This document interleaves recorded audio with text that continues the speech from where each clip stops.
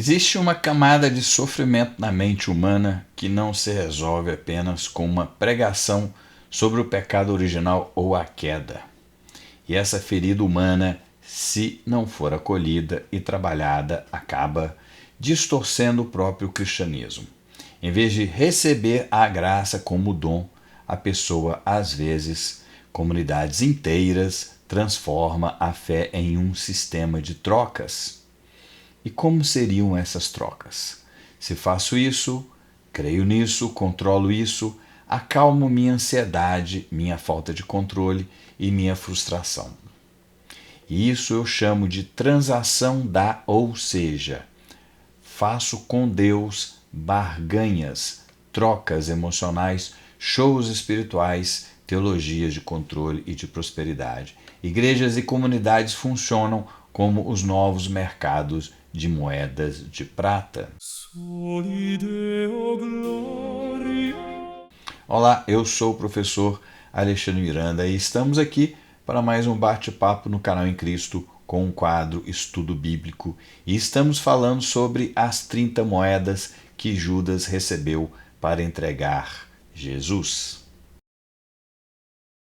O que eu quero tentar mostrar aqui é o mecanismo interno que funciona em algumas igrejas. Pode ser a sua, como pode não ser. Aqui eu não aponto nenhuma denominação específica. Pense comigo, e aqui me permita dar um nome genérico para todo líder religioso, de qualquer denominação. Eu vou chamar de pastor de ovelhas. Venha refletir comigo. Se o pastor de ovelhas tem medo de perder sua autoridade sobre o seu rebanho, se ele não gosta de ser questionado, não quer perder o monopólio sobre a interpretação da dor da sua comunidade, então ele ataca o outro. E aqui o outro pode ser o seu colega de igreja, que se destaca mais, um teólogo da rede social, um psicólogo ou um psicanalista. E qual o motivo dessa atitude? Quando o pastor de ovelhas percebe que existe uma escuta mais profunda, mais técnica e mais lenta que a dele, ele pode sentir que sua autoridade está sendo questionada. Não é só defesa da verdade, é defesa do próprio lugar de poder. O problema é que, ao resistir, esses pastores de ovelhas acabam fazendo exatamente o que criticam. Criam um cristianismo mais controlado, mais superficial e muitas vezes mais tóxico, porque a ferida continua lá, só que agora camuflada de espiritualidade. E você deve estar me questionando. Criticar é fácil, quero ver você dar uma solução.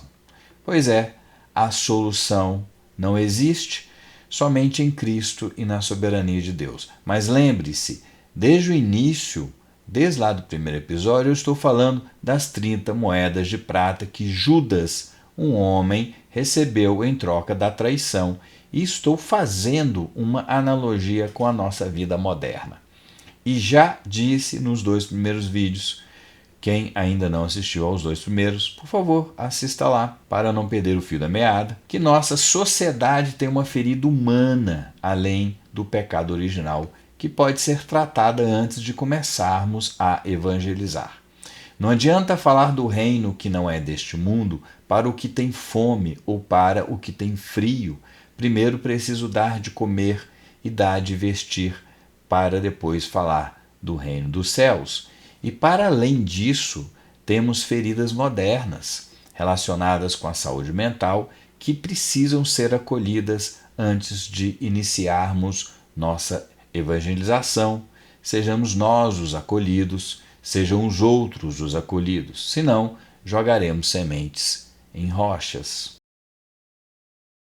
E aqui eu proponho um aprofundamento menos teológico e mais psicológico. Não estou propondo substituir a pregação do reino, muito pelo contrário, estou propondo que a psicologia, a psicanálise sejam aliadas da teologia, que o pastor de ovelhas seja também um especialista em áreas da saúde mental, além, é claro, da teologia, que é imprescindível para estar melhor preparado para o aconselhamento real. pois ele terá mais condições de, primeiro, reconhecer quando a pessoa está usando a fé como defesa ou barganha. Segundo, acolher a ferida psicológica sem tentar resolver tudo com versículos. Terceiro, evitar que a comunidade vire um espaço de transações disfarçadas de espiritualidade.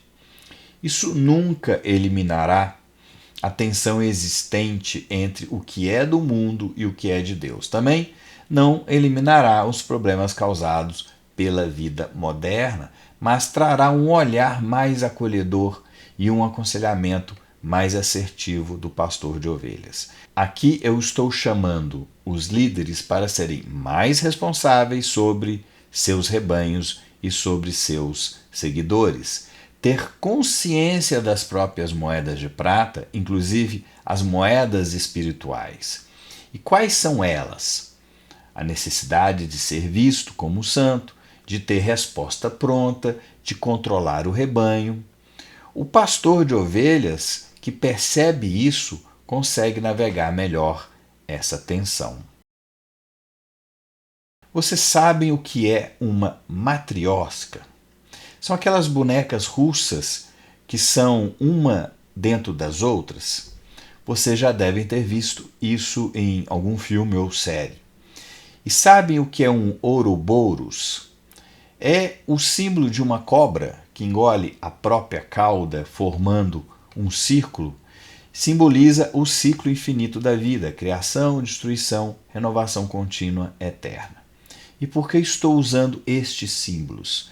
Pois eu vejo neles um dos fenômenos mais complexos do cristianismo contemporâneo. Muitas igrejas modernas, e quando digo modernas, também incluo nelas denominações tradicionais, católicas, protestantes, que se rendem ao desejo do mundo, da sociedade moderna. Esses líderes dessas igrejas que se rendem ao mundo identificam com precisão cirúrgica o processo de sofrimento da população. E vou mostrar aqui para vocês. 1. A fome de resultados tangíveis, tocáveis, mensuráveis, visíveis. Dinheiro, saúde, sucesso. Aí isso vira teologia da prosperidade. Segundo, a necessidade de explicar e controlar o mal invisível. Aí é chamado de batalha espiritual e exorcismos dramatizados. Terceiro, a carência de pertencimento, esperança e estrutura em contextos de vulnerabilidade. Comunidades que oferecem redes de apoio real, ajuda financeira, emprego, acolhimento emocional. Eles não pregam apenas o reino invisível, eles materializam o espiritual de forma espetacular. Fazem o que não se pode ver virar algo que se vê, se sente, se comprova no palco. Isso toca diretamente na ferida, a dificuldade humana de confiar no que não se vê e não se controla. É, de certa forma, a versão mais bem-sucedida da transação de Judas dentro do próprio cristianismo. Oferece moedas de prata psicológicas, emocionais, em nome de Cristo. E funciona. Por isso o crescimento explosivo, especialmente em periferias em contexto de alta instabilidade emocional e econômica. O ciclo que se retroalimenta, que não tem fim, e que os líderes não fazem questão de que tenha fim. Entenderam os símbolos que eu usei? É como se fosse uma matriosca que nunca acabasse. Sempre haveria uma boneca dentro da outra. E o Ouroboros, que simboliza o que não tem fim. Eu vou mostrar.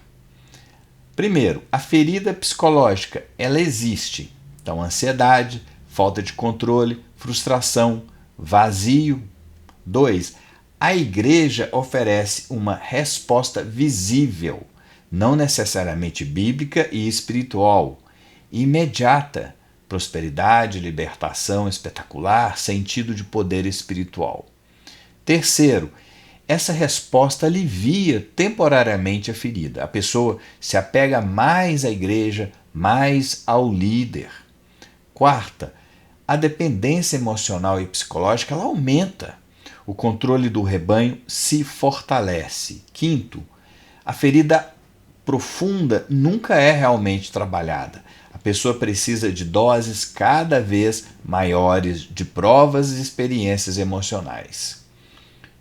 Por fim, no sexto, nós voltamos lá para o número 1 e começa todo o ciclo novamente. A ferida psicológica que não foi sanada, e aí a igreja oferece a resposta visível, aí essa resposta alivia temporariamente, cria-se uma dependência emocional, a ferida profunda nunca é realmente trabalhada e a pessoa precisa cada vez mais de provas, mais experiências emocionais, mais espetáculo. E aí voltamos ao passo 1, isso é muito recorrente, nós percebemos isso na psicanálise. Enquanto isso, a superfície parece brilhante, pessoas convertidas, testemunhos emocionantes, crescimento numérico, mas muitas vezes falta profundidade. É um cristianismo que em grande parte funciona como sistema de regulação emocional disfarçado de evangelho.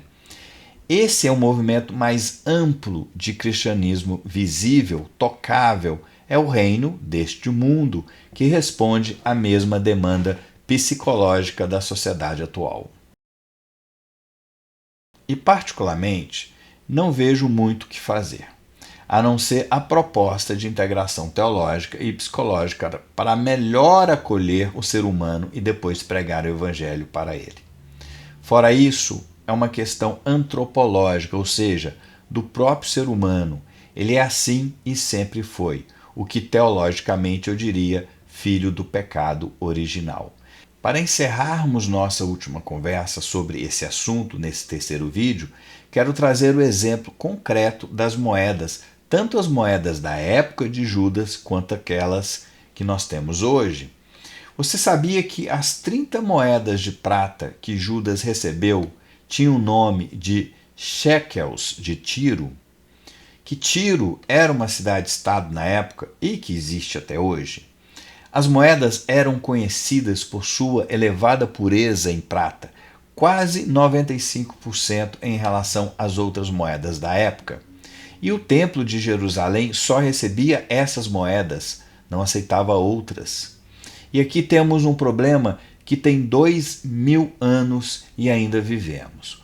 O quanto nos moldaremos ao mundo, às exigências da sociedade em que vivemos, ao invés de zelar pela real palavra de Deus e os ensinamentos de Cristo. As moedas de shekels tinham um problema. Em um de seus lados, você tinha um deus pagão. Mesmo quando a prata é pura, ela carregava a esfinge de um deus pagão. E hoje, mesmo quando a moeda parece ouro por fora, brilhante, atraente, cheia de promessas, por dentro é só aço. E o Templo de Jerusalém da época, que deveria zelar pela pureza, fazia vista grossa, porque o valor existente importava mais. Isso não é só história antiga. É o padrão que se repete. O ser humano e as instituições religiosas que ele cria sempre encontra um jeito de priorizar o valor visível das coisas e fazer vista grossa para o que contamina por dentro. Seja o exemplo da efígie de Melcarte no shekel, recebida pelo Templo de Israel no passado, seja a teologia da prosperidade, o exorcismo espetacular ou o desempenho emocional que controla o rebanho nos dias de hoje. Para finalizar, vou deixar uma perspectiva, mesmo que pessimista, mas acima de tudo realista. Mesmo formando bons líderes, conscientes, preparados, pastores com formação em saúde mental, por exemplo, a maioria ainda será Judas ou sacerdote do templo, porque isso é o ser humano. Às vezes, o que eu vejo são só camadas infinitas de matriosca e um ouroboros que se morde e continua sem fim. E por que continuamos? Continuamos não para consertar o mundo, o sistema ou quebrar o ciclo, mas porque talvez minhas palavras possam testemunhar e atingir uma pessoa e trazer uma transformação para ela e isso já seria valioso o suficiente para continuar. Continuamos porque não adianta fugir do mundo, isolar-se completamente, pois isso seria abandonar o campo de batalha. Mas ao mesmo tempo, eu não me iludo achando que vou conseguir uma virada coletiva, mas acredito que posso interferir o mínimo para ser útil para quem realmente precisa. E por fim, e muito mais importante, por uma fidelidade silenciosa a Cristo, independentemente dos resultados. Deixe seu comentário aqui sobre nossa conversa. Obrigado por assistir ao vídeo e que Deus o abençoe. Até o próximo.